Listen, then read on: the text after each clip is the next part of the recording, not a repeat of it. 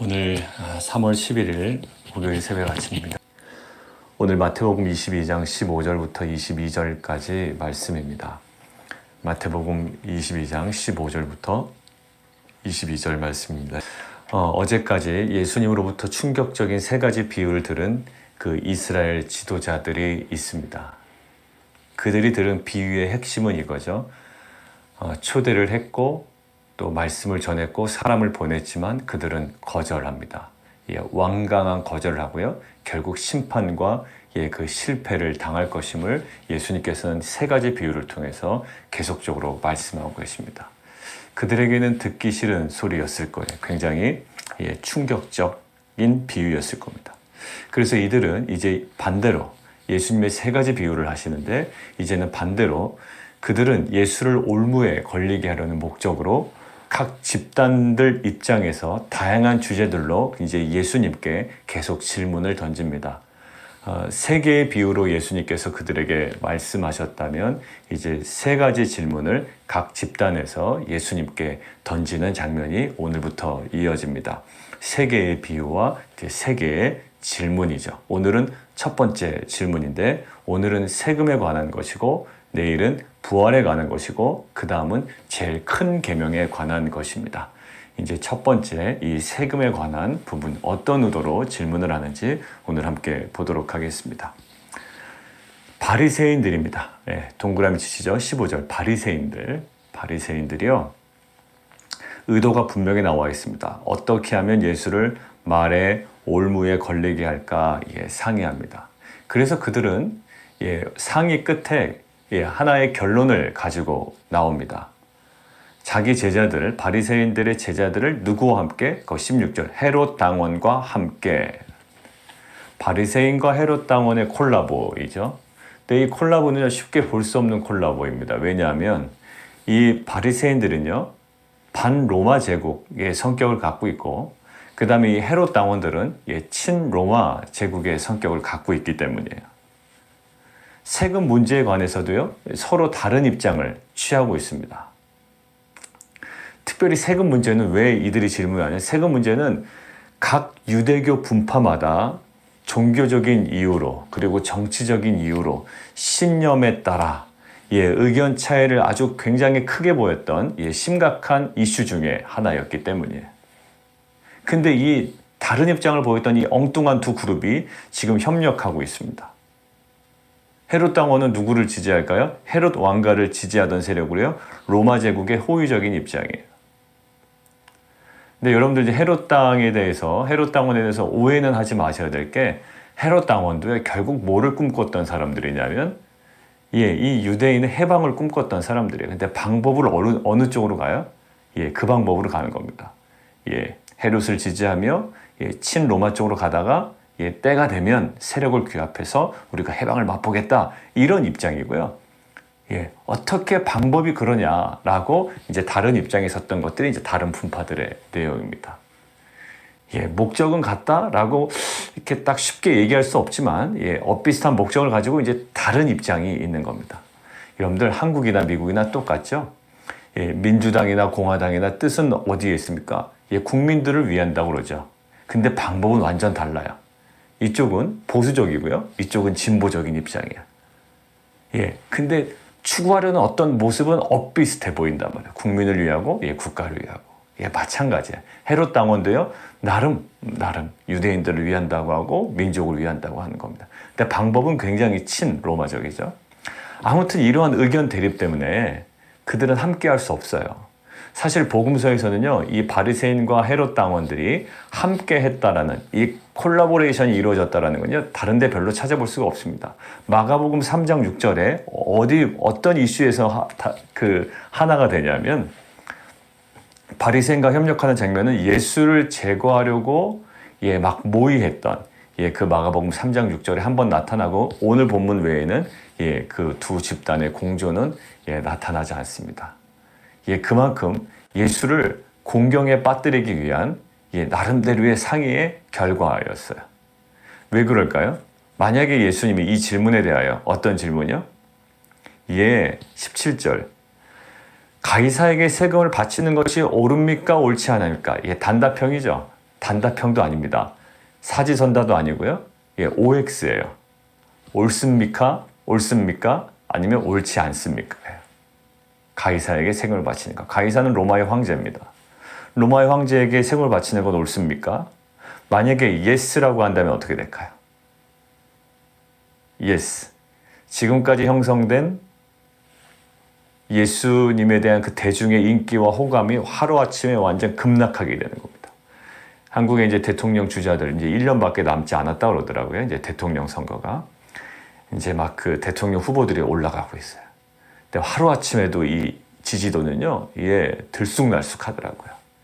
어떤 계기로 야권의 어떤 주자가 막 올라가기도 하고, 또 어떤 일을 계기로 여권의 주자가 급상승하기도 하고, 또 하루아침에 급락하기도 하고. 뭐 때문에요? 말 한마디 때문에 그런 겁니다. 예전에 뭐 구체적인 얘기 안 하겠습니다만, 예, 어떤 그 민주당 쪽에 한참 전입니다. 10년도 지난 얘기예요. 예, 노인 발언 하나 잘못하는 바람에, 예, 노인에 관한 발언 잘못하는 바람에요. 갑자기 그 몇 세 이상 노인들에게 지지도가 확 깎였던 적이 있어요. 아주 치명적이었죠. 예, 발언 하나로요. 예, 이 정치인의 운명은 왔다 갔다 합니다. 지금 어떻게 볼까요? 이들은 예수에 대한 대중들의 지지도와 이 호감을 어떻게 해서든지 꺾을 필요가 있거든요. 만약에 yes라고 한다면 예, 아주 결정적인 이유가 될 겁니다. 하루아침에 급락하게 될 거예요. 자, 반대로요. 그래, 나는 반댈세. 가이사에게 세금을 바치는 것 옳지 않아 라고 반대한다면 어떻게 될까요? 예, 그것도 문제가 안 되는 거예요. 왜냐하면 로마 제국에 대한 도전으로 간주하고 로마 당국자들에게 예수를 고발해버리면 되거든요. 그러니까 yes라고 하든 no라고 하든 지금 예수를 공경에 빠뜨리기에는 너무나도 좋은 겁니다. 그러니까 그 반대되는 입장이었던 헤롯 당원들을 함께 데리고 간 거죠. 그러니까 이들을 앞에 세우고 no라는 발언을 했을 경우에는 이들의 역할이 예, 굉장히 많아지겠죠. 야, 이 봐. 이렇게 될 거라고요. 그 다음에 yes라고 할 경우에는 본인들의 역할이 또 강해지겠죠. 예, 이 양당 간에 딱 앞에 예, 서 있고 예수의 대답을 기다리고 있습니다. 자, 가이사에게 생을 바치는 거 보통 한 3가지 정도 됐거든요. 하나는 곡식과 과일에 관한 건데 곡식은 한 10분의 1을 냈다고 그래요. 그리고 과일은 한 5분의 1. 과일에는 이제 포도주까지 들어있습니다. 포도주 한 5분의 1. 굉장히 많이 냈죠. 그리고 매년 16세 이상 성인들한테는 인두세. 각 사람에게 인두세를 이제 매년마다 걷었고요. 그 다음에 이제 그 항구나 성문을 통과할 때 이제 관세를 냅니다. 이제 지금으로 따지면 이제 무역에 관련된 거죠. 관세를 내는데 그건 한 2%에서 5% 정도 됐다고 그래요. 자, 이 모든 세금을 내는 것은 어떤 느낌일까요? 유대인에게는. 아마도 유대인에게는 자신들이 누구의 지금 지배하에 있다? 예, 이방인, 로마의 지배하에 있다라는 또 그리고 다스림을 받고 있다라는 고통을 아주 피부로 굉장히 느끼게 하는 그런 요소가 됐을 겁니다. 그러니까 별로 달갑지 않은 거예요. 유대인들 입장에서는. 우리가 지금 지배받고 있다. 통제받고 있다. 다스림을 받고 있다. 세금 내면서. 그것도 거기 동전에 뭐가 있죠? 세금 낼 때 쓰는 동전 데나리온 뭐가 있습니까? 티베리우스 가이사의 초상화가 그려져 있다고요. 20절 한번 잠깐 보시죠. 형상과 글이 누구의 것이냐? 뭐 하나 가져오라고 그러죠? 이 데나리온 하나 가져오라고 합니다. 데나리온은 로마 동전이에요. 로마 동전. 그 로마 동전인데 거기에 그 당시에는 아마 티베리우스 가이사의 얼굴이 그려져 있고요. 형상, 그 다음에 글은 지극히 높은 사제 이런 글입니다. 어떤 의미일까요? 뭐 신의 제사장. 그러니까 어떤 의미로 다가올 거예요, 유대인들에게는. 예, 뭐 신의 아들 뭐 이 정도로 막 다가오는 겁니다. 지극히 높은 사제. 그리고 그 티베리우스 가이사의 얼굴이 그려져 있고요. 막 신의 제사장, 마치 하나님의 아들처럼 이렇게 우상화되는 것들이 이 성전에 고스란히, 아니 동전 안에 고스란히 담겨져 있단 말이죠. 자, 그러니까 이 로마 동전을 딱 보면 유대인들 입장에서는 어떤 느낌일까요? 우상을 만들지 말라. 우상을 만들지 말라라는 십계명에 배치되는 것들을 아마 그들은 생각했을 거예요. 예수님은 그렇게 생각하진 않으셨습니다. 그러나 아마 유대인들은 엄격하게 그렇게 생각했을 것이고 그럼에도 불구하고 본인들은 피정복민이기 때문에 로마에 세금을 내는 경우를 제외하고는 이 동전의 사용을 가급적으로 피했던 거예요. 왜? 거기에 지금 티베리우스 가이사의 얼굴, 그리고 지극히 높은 제사장, 이런 글씨를 갖고 있는, 어떻게 보면 그들에게는 우상으로 여겨지는 그 동전을 사용하기를 꺼려했다는 거죠. 로마에게 세금을 바칠 때를 제외하고는 될 수 있으면 이 로마 동전을 사용하지 않으려고 했는 거예요. 자, 그런데 가이사에게 세금을 바치는 것이 옳습니까? 세금을 바칠 때마다 그 얼굴을 봐야 되니 그들에게는 굉장히 치욕스러운 이 고통이었을 거라고요. 자, 여기서 옳습니까? 라고 물어보잖아요. 바리새인들이. 옳습니까? 라고 할 때 무엇에 근거한 옳고 그름일까요? 그럼 이들의 질문한 거는. 누가 물어본다고요? 바리새인들이. 누구에게? 예수님에게. 누구들에게 지금 대중적인 인기가 있습니까? 유대인들, 이방인들에게도 있지만 유대인들에게도 계속 반향을 일으키고 있고 그들에게 충격을 주고 있죠.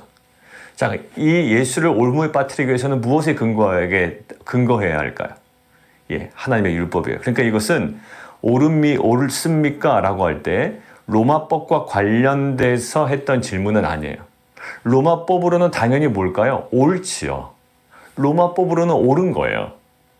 가이사에게 세금을 바치는 것이 로마법으로는 옳습니다. 그러니까 바리새인들이 물어본 건 로마법 물어본 게 아니라 지금 뭐예요?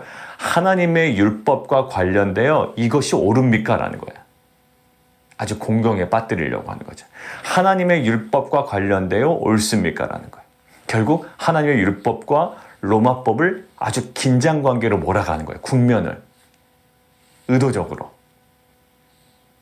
이것들을 이원론이죠.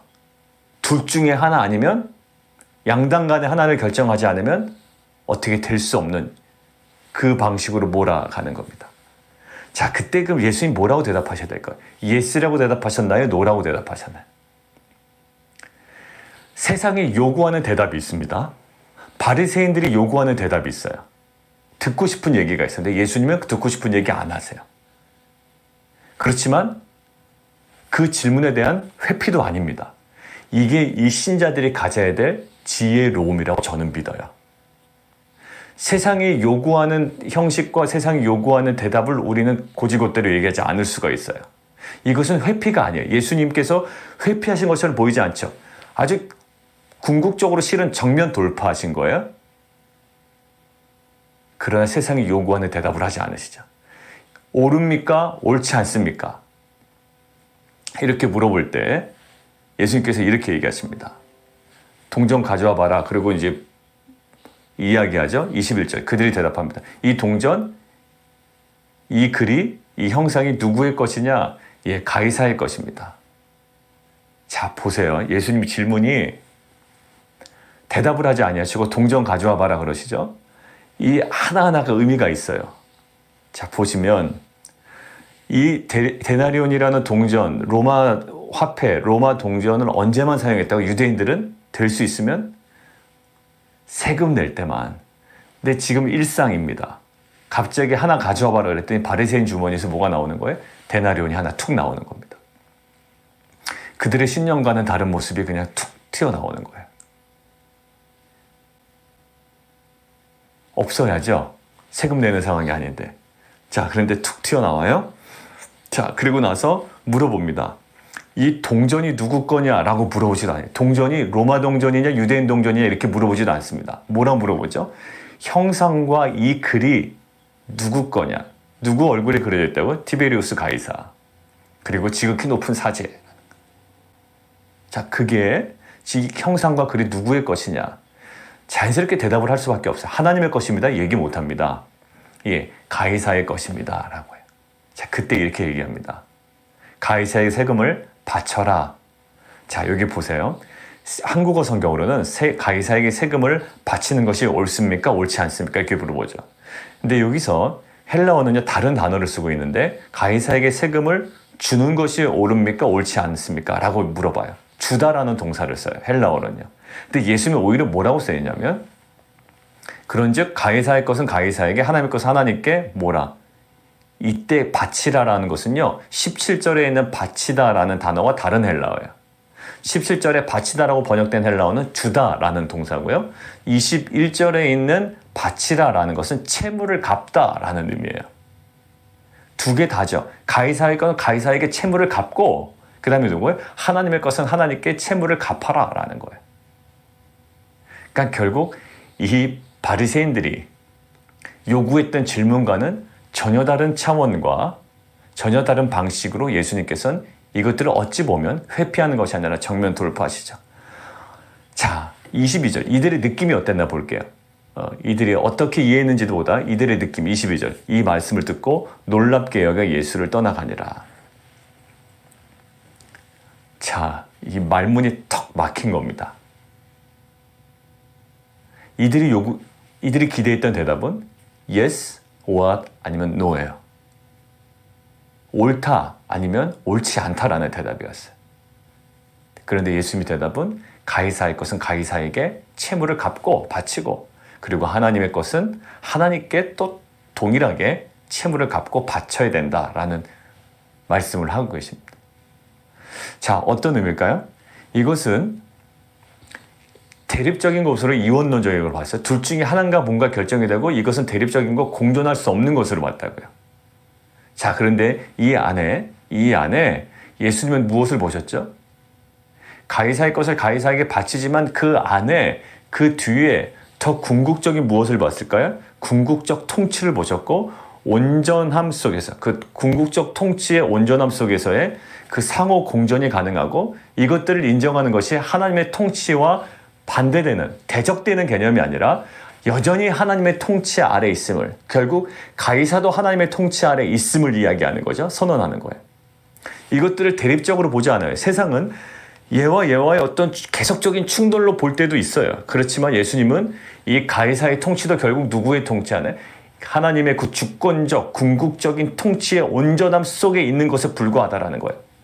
가이사의 것, 가이사가 만들고 주장하고 또 세금 제도를 만들고 그 안에 너희가 속해 있기 때문에 그것들을 내라는 거예요. 자, 이런 관점이요. 실은 예수님께서 갑자기 이 상황을 모면하기 위한 것이 아니었고요. 로마서 13장에 나옵니다. 로마서 13장에 사도 바울도 이 동일한 입장을 취하고 있죠. 같이 한번 볼까요? 로마서 13장 1절. 제가 읽습니다. 각 사람은 위에 있는 권세들에게 복종하라. 지금 제가 말씀드린 거 여기 나와 있습니다. 권세는 하나님으로부터 나지 않음이 없나니. 그러니까 세상에 보이는 권세가 마음에 들지 아니하고 대통령이 마음에 들지 아니하고 정치 지도자들이 마음에 들지 아니하고 어떤 그 여러 가지 한계가 있지만 사실 모든 권세는 하나님으로부터 나지 않음이 없다. 그래서 모든 권세는 다 하나님께서 정하신 바다라고 되어 있습니다. 2절. 그러므로 권세를 거스르는 자는 하나님의 명을 거스름이니 거스르는 자들은 심판을 자취하리라. 다스리는 자들은 선한 일에 대하여 두려움이 되지 아니하고 악한 일에 대하여 대하나니 내가 권세를 두려워하지 아니하려느냐? 선을 행하라. 그리하면 그에게 칭찬을 받으리라. 자, 5절 읽습니다. 그러므로 복종하지 아니할 수 없으니 진노 때문에 할 것이 아니라 양심을 따라 할 것이라. 자, 6절. 너희가 조세를 바치는 것도 이로 말미암음이라. 그들이 하나님의 일꾼이 되어 바로 이 일에 항상 힘쓰느니라. 모든 자에게 줄 것을 주되 조세를 받을 자에게 조세를 바치고 관세를 받을 자에게 관세를 바치고 두려워할 자를 두려워하며 존경할 자를 존경하라 라고 이야기를 나와 있습니다. 그리스도인과 세상의 권세를 어떻게 보고 계시나요? 자, 여기 명확하게 나와 있습니다. 세상의 권세와 이 그리스도인과의 관계에서 단순 공존이 아니라 세상의 모든 권세도 누구 안에 있다? 하나님의 궁극적 주재권 아래에 있다는 것들을 사도 바울은 지금 인정하고 있고요. 여기도 마찬가지. 가이사의 것, 가이사에게 바치라라는 것으로 끝나지 않고요. 그렇지만 하나님의 것은 하나님께 온전히 바쳐야 되고 하나님의 궁극적인 주재권 아래에 있다는 거예요. 우리의 일상을 한번 적용해 볼까요? 우리가요. 쓸데없는 이원론으로 바라보고 있는 것이 있어요. 뭘까요? 어떤 분은 병원 안 가요. 아프면 병원을 안 간단 말이에요. 저희 교회는 그러신 분들 없죠. 그런데 실은 한국에 아주 열정적인 신앙을 하시는 분들 중에 아파도 병원 안 가요. 제가 어렸을 때 그런 얘기를 직접 들었습니다. 약 먹지 말라는 거예요. 약을 먹지 말래요. 병원 가지 말래요. 병원 가고 약 먹으면 어떤 사람이다? 믿음이 없는 사람이다. 지금 누구 얘기가 똑같습니까? 바리새인의 함정과 똑같아요. 그러니까 그 사람 또 기도가 막 방언도 하고 이러거든요. 방언도 하고 막 열정적으로 하고 신앙생활을 보면 저 사람처럼 하는 사람 없으니 저 사람 말을 안 듣기도 뭐하고 저 사람한테 찍히면 큰일 나겠고 막 이러는 거예요. 그러니까 어떻게 그 사람 몰래 눈 피해서 병원 다니고 그런 사람들을 봤어요. 그리고 이런 거죠. 세상에 직업이 있단 말이죠. 예. 여러분들은 사업을 해야 되고 직장도 다녀야 돼요. 그러지 말라라는 거예요. 될 수 있으면 성직자가 되고 될 수 있으면 목회자가 되어야 되라는 거예요.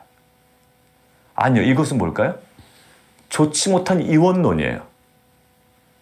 여러분들 지금 정치 권력도요. 결국 누구의 주권 안에 있다? 하나님의 주권 아래 있다. 그러니까 여러분들 뭐가 돼야 됩니까? 여러분들 원하고 달란트가 맞고 하나님 부르심이 있으면 정치 지도자들도 돼야 돼요.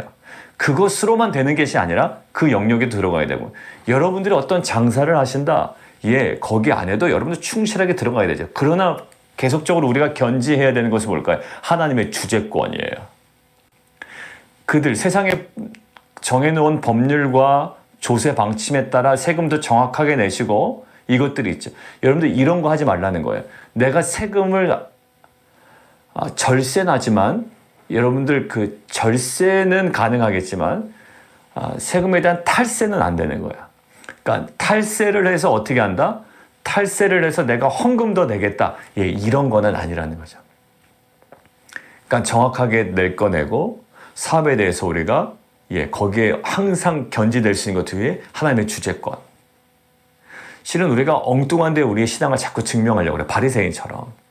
막 로마의 가이사에게 세금을 바치지 않는 것이 마치 신앙에 있는 것처럼 이야기를 하고 있는 거 아닙니까? 그래서 예수를 공공에 빠뜨리고 있는 거죠? 아니요. 여러분들 일상에 최선을 다하십시오. 결국 그 최선을 다한다는 의미는 뭘까요? 주일날 빠지고 막 세상에서 열심히 일하는 게 아니라 세상에서 일하고 있지만 여기 나오는 것처럼 로마서 13장.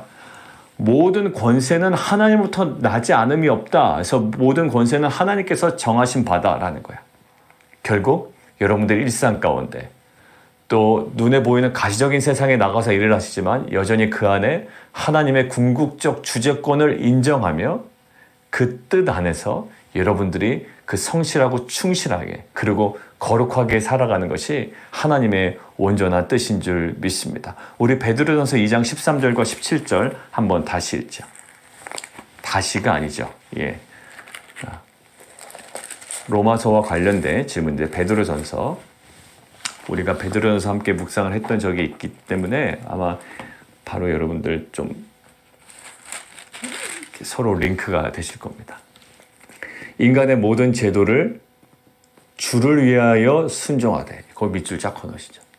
인간의 모든 제도를 맹목적으로 순종하는 게 아니에요. 지금 베드로전서는 어떤 배경이다? 지금 가시적으로 또 물리적인 고난과 핍박 가운데 있는 초대교회 성도들에게 베드로가 정확한 권면을 하고 있는 거예요. 그럼 어떻게 할까요? 지금 너희가 핍박받고 있으니 조직을 규합해서 이것들을 물리적으로 대항해라 라는 것이 아니라 그들은 항상 이야기합니다.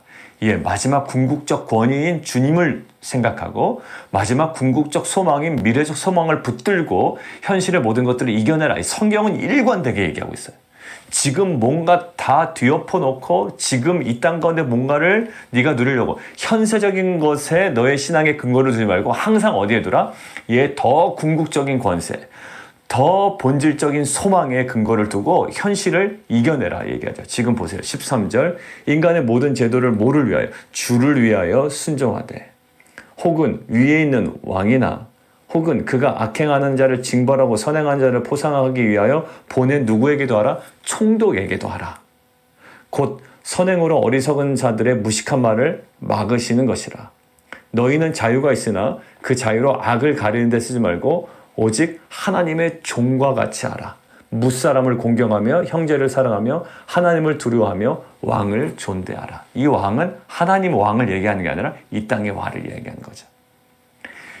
로마서에서도 사도 바울이 그랬고요. 베드로전서에서도 그랬고요. 예수님의 일관된 메시지가 오늘 성도님들에게 주는 어떠한 메시지인들을 우리가 함께 묵상했으면 좋겠습니다.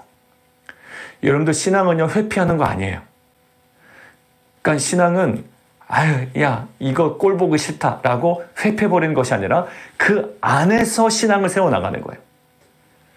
여러분들 예수님께서 이 구원의 역사를 어디서요? 이 세상에 내려오셔서 이 땅에서 감당해 가셨잖아요. 어느 권력에 순종하심으로. 그 당시 로마 권력에 순종하심으로 로마 권력에 순종하여 죽는 것처럼 보였다고요. 아무 찍소리도 못하고. 근데 그것이 뭐를? 하나님의 선을 이루어내잖아요. 여러분들이 신앙이라고 해서 야, 그 꼴 안 봐 라고 회피하고 어느 특별한 영역으로 들어가는 게 신앙이 아니라 신앙은 어디에? 여러분들의 일상에서 이루어지는 것이고요. 여러분들의 고통 가운데 이루어지는 것이고요. 여러분들의 육체적인 아픔 가운데서도 그 안에 정말 궁극적인 권위와 진정한 본질적 소망을 붙듦으로 인하여 신음소리 가운데서도 결국 하나님의 선한 의와 하나님의 풍성한 은혜가 부어지는 줄 믿습니다. 여러분들 은혜는요, 그냥 아무것도 없는 상태가 은혜가 아니에요. 그냥 날마다 좋은 일이 반복되는 것이 은혜가 아니라 내가 고통 가운데 있고 신음 가운데 있지만 저거 대적하는 권세가 있고 세상에 어떤 무리들이 있지만 그 안에서 무엇을 위하여? 여전히 우리는 주를 위하여 그 권세들에게 굴복하는 모습 같고 여전히 내 안에는 아픔이 있고 고통이 있지만 그 안에 하나님의 풍성한 은혜를 누려가는 공동체인 줄 우리는 믿습니다. 오늘 로마서 그리고 베드로전서 오늘 이 마태복음 오늘 예수님의 말씀을 통하여 이제는 또 직장에 출근하셔야 되고 물론 자택에서 근무하시는 분들 대부분이지만 그리고 또 비즈니스 현장으로 출근하셔야 돼요. 우리 또 성도님들은 비즈니스 하시는 분들이 여러 분 또 계시니까 가정이라는 또 현장으로 나가셔야 됩니다. 이 아름다운 이 균형이 그리고 궁극적 권위와 이 주재권을 인정하는 이 삶이 우리 가운데 오늘 하루도 사라지는 귀한 공동체 되기를 원합니다. 우리 함께 기도하겠습니다. 오늘 말씀을 가지고 함께 기도할까요? 그냥 맹목적인 세상 권력에 대한 복종, 굴복을 얘기하는 거 아니에요. 그거 아닙니다. 절대로 아니에요. 그냥 아무것도 못하고 굴복하는 게 아니라 항상 견지되고 있는 것은 그 뒤에 누가 있다? 하나님의 주권이 살아있다.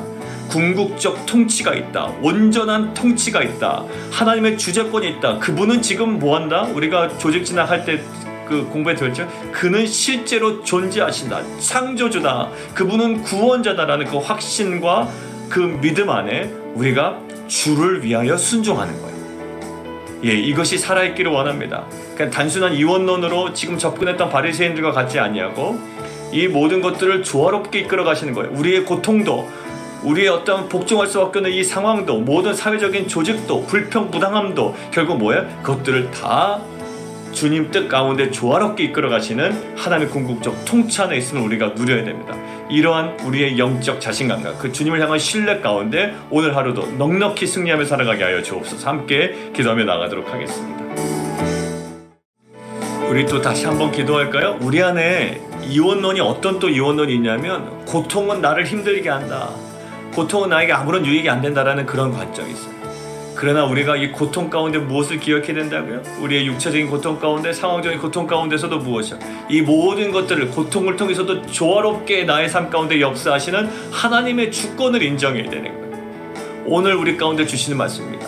로마 가이사의 황제에게 바치는 것 아무런 도움이 안 되는 것 같지만 이 모든 것들을 그 가운데도 조화롭게 하시는 하나님의 주권에 우리가 주목했던 것처럼 우리 삶 가운데 있는 이 고통도 실은 하나님의 주권 아래 있음을 고백합니다. 내게 있는 고통, 안타까운 또 경제적인 또 육체적인 아픔 이 모든 것들도 실은 조화롭게 하시는 것 주님의 주권이 있는 거지. 그것들을 바라보며 우리가 소망 가운데 나아가는 공동체가 됐으면 좋겠습니다. 다시 한번 기도하지. 우리 또 함께 기도할까요? 우리 계속 기도하는 이종호 선교사님 또 우리 남동생 위해서 계속 기도해 주시고요. 우리 또 미실 집사님 또 이제 혈액 검사 이제 결과 아직 검사 안 받으셨어요. 이제 앞으로 받으실 거예요. 근데 그 수치가 굉장히 높게 나왔기 때문에 그 울트라 스캔에서는 괜찮게 나왔고 이것이 정말 그 치유의 그 확증이 될 수 있도록 그다음에 저스틴 위해서도 계속 기도해 주시고요.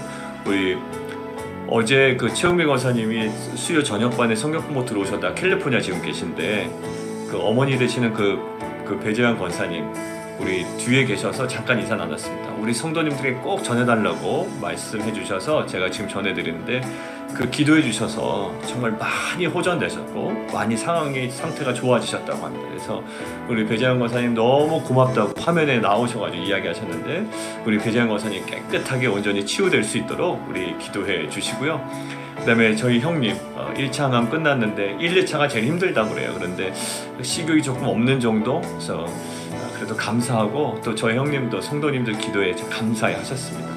아무튼 기도하는 공동체 해주시는 그 유익과 또 은혜가 있는 것 같습니다. 우리 기도해 주시고, 특별히 어제 우리 그 최영순 권사님 치과 그 시술을 받으셨습니다. 받으셨고 이제 회복돼야 되는 부분들이 있고요. 또 염증이나 이런 거 발생하지 아니하고, 또 하나님 잘 깨끗하게 좀 회복되고 마무리될 수 있도록 위해서 좀 기도해 주시면 좋겠습니다. 우리 함께 좀 기도할까요? 살아계신 하나님, 그동안 신앙을 너무나도 이원론적으로 바라봤습니다. 그리고 오늘 바리새인들처럼 양당 간에 무엇인가를 당장 결정해야지만 신앙이 있는 것처럼 여겨졌습니다. 그러나 하나님, 우리는 그 모든 것들을 대하고 감당할 때 주를 위하여 감당합니다. 그리고 심지어 고통까지도 또 우리에게 우리의 삶을 무너뜨리는 요소가 아니라, 심지어 그 우리가 당하는 고통까지도 하나님은 결국 하나님의 궁극적인 주재권 아래, 주권 아래 조화롭게 하셔서 우리 가운데 선한 일을 이루어 가시는 하나님이심을 믿습니다. 그 창조주 하나님, 정말 구원자 되신 예수 그리스도에 대한 확신과 그 신뢰와 온전한 예외와 순종으로 우리 삶이 더욱더 성장해 가며, 또 하나님께 주시는 은혜들을 누려가는 귀한 공동체 되게 도와주옵소서. 예수 그리스도 이름으로 감사하며 기도드리옵나이다. 아멘.